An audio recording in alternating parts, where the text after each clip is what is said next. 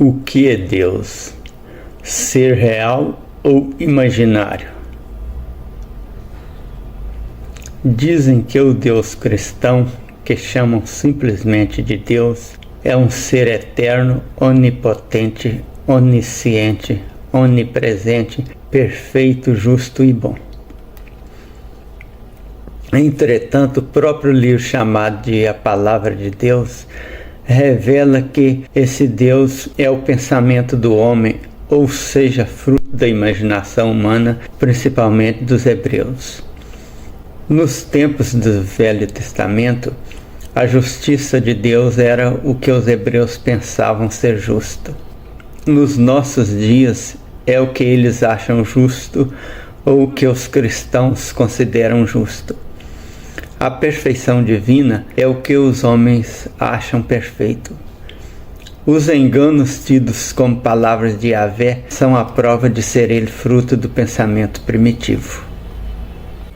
De acordo com o pensamento hebreu, quando Deus, Yahvé, criou o mundo, até as cobras falavam como os humanos. A cobra enganou Eva, a primeira mulher. Yahvé sentenciou como castigo para a cobra: sobre o teu ventre andarás e pó comerás todos os dias da tua vida. Gênesis 3, versículo 14. Como sabemos, a cobra não come pó, mas alimenta-se de ratos, sapos, pássaros, pequenos viventes que consegue pegar. A sentença de Yahvé foi o que os hebreus pensavam que fosse real. Eis a primeira prova de que Yahvé é produto da imaginação humana. Yahvé falava com Adão e Eva e falou também com Caim, o primeiro homicida. Falava pessoalmente também com Noé, com Abraão, com Isaque, com Jacó, com Moisés, etc.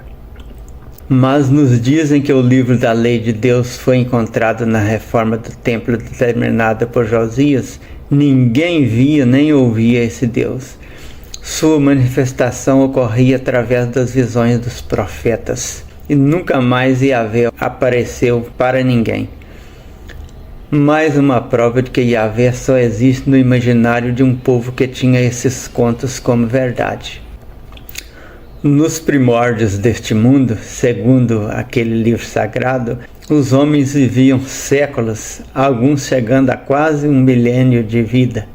E as vidas longas só existiam nos tempos patriarcais informados no livro encontrado no Templo de Jerusalém. Todavia, o conhecimento arqueológico não deixa dúvida de que o homem do passado vivia menos do que o de hoje. Mais uma evidência de que Yahvé e seus homens escolhidos são produtos da imaginação judaica.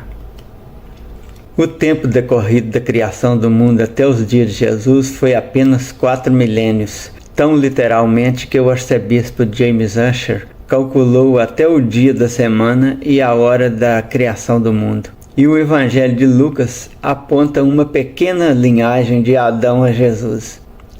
Por outro lado, a ciência prova que o mundo tem bilhões de anos, e a visão telescópica não deixa dúvida, porque o que se avista há 1 milhão de anos-luz é a imagem do que existia há 1 milhão de anos. Mais uma certeza de que a história divina dos hebreus é lenda. Quando a maldade do homem se multiplicou sobremaneira sobre a terra, Yahvé fez uma inundação que cobriu toda a terra, matando toda a humanidade, com exceção de Noé e sua família. Os estudos geológicos provam que nunca houve inundação que envolvesse toda a terra, mas há aproximadamente 7 milênios ocorreu uma grande inundação pelo transbordamento do mar Mediterrâneo, que pode ter dado origem à lenda do dilúvio universal. Ademais, há pirâmides do Egito mais antigas do que a época em que a Bíblia diz ter ocorrido esse dilúvio, e não há nenhum registro de que tenha havido inundação naqueles tempos, nem há vestígio de inundação nelas. Aí está mais uma prova de que Yahvé, como os outros deuses, é fruto do pensamento equivocado do homem do passado. Entre os preceitos escritos por Yahvé em 2 tábuas de pedra e entregues a Moisés, há um que proíbe fazer imagem do que há no céu, na terra e nas águas debaixo da terra. Sabemos que a terra não está por cima de água, como os hebreus pensavam. Mais uma indubitável prova de que a palavra de Yahvé não era realidade, e sim o que os hebreus pensavam que fosse real. Segundo o Evangelho de Mateus, Jesus, o Filho de Deus, falando da destruição de Jerusalém e dispersão dos judeus, Mateus 24, versículo 15 e Lucas 21, versículo 20, teria dito que logo depois da tribulação daqueles dias, escurecerá o sol e a lua não dará a sua luz. As estrelas cairão do céu e os poderes dos céus serão abalados. Então aparecerá no céu o sinal do Filho do Homem, e todas as tribos da terra se lamentarão e verão vir o Filho do Homem sobre as nuvens do céu com poder e grande glória. E ele enviará seus anjos com grande clangor de trombeta, os quais lhe juntarão os escolhidos desde os 4 ventos, de uma a outra extremidade dos céus. Mateus 24, versículos 29 a 31. Hoje sabemos que uma das menores estrelas é milhares de vezes maior do que a Terra. Isso foi escrito porque achavam que a Terra era o centro da criação divina, ficando embaixo e o céu em cima, e as estrelas eram pequeninas como parecem aos nossos olhos, sendo possível caírem sobre a Terra. Nesse texto fica claro que, além de os autores da palavra divina não conhecerem a realidade, tudo aquilo passou e nada aconteceu do predito, o que nos dá a certeza de que o esperado reino divino não passa de fantasia religiosa. E Yahvé declarou fazer justiça, vingando a iniquidade dos pais nos filhos, até a 3ª e a 4ª geração. Êxodo 20, versículo 5. Ninguém em são raciocínio hoje consideraria isso como justiça. Está aí mais uma prova de que a perfeição e a justiça de Yahvé não era mais do que o pensamento bárbaro dos hebreus daquele tempo.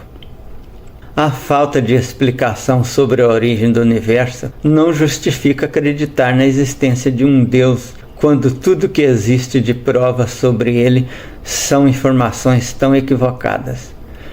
Se a Bíblia não existisse, eu ficaria em dúvida sobre a existência ou inexistência de Deus. Mas com as provas bíblicas, não tenho dúvida de que esse Deus nasceu na mente humana como fruto do desconhecimento.